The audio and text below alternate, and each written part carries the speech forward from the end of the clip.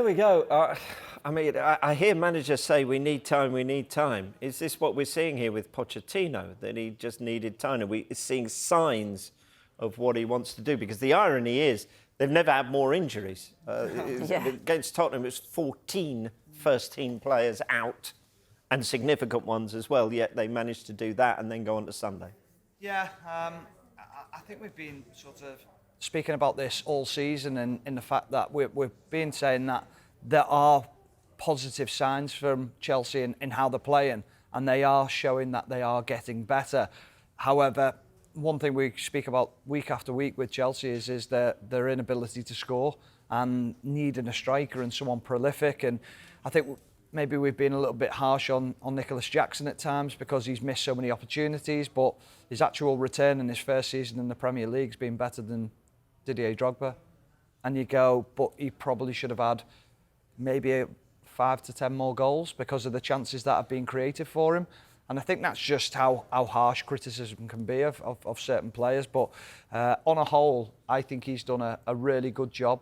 I think he'll be looking to shift players out and again and in the summer, and condensing that squad, making it a little bit smaller, a little bit tighter, but adding more quality into it as well, and making sure that he brings his training numbers down, because it's very difficult when you're a manager trying to keep everyone in the squad happy.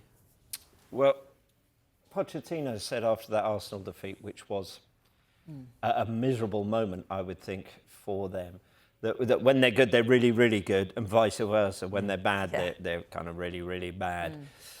What do you put that down to? Is that simply the fact that they're all, the majority of them, Thiago Silva apart, very, very young? I think so, yeah. And they're getting used to playing in a new team, in a new league, some of them. And we've just said about Chelsea, it's about getting that consistency, and you need patience as a manager when you've got such a new group of players, such a young group of players with lots of potential, and it's trying to build those connections. And then when you're trying to do that, you're then getting injuries to lots of different players, so you're not able to keep a consistent back four or, a consistent front line. So that's been difficult, but he's just been working. You can see that he's been developing these players, and this potential is starting now to show. This could be a very good team, especially to watch, because it's 4 consecutive home games that they've won now, which I think that's important to do that, isn't it? So it was just a time factor, it was just a patience factor, but the fact that they went and beat Tottenham without 14 players, I think that just shows, doesn't it, the development of this team. And I'm actually really enjoying watching them play at the moment. I think he's got a big decision to make in the summer with one player, and he's cost a lot of money, Enzo Fernandez. I think Chelsea are better without him.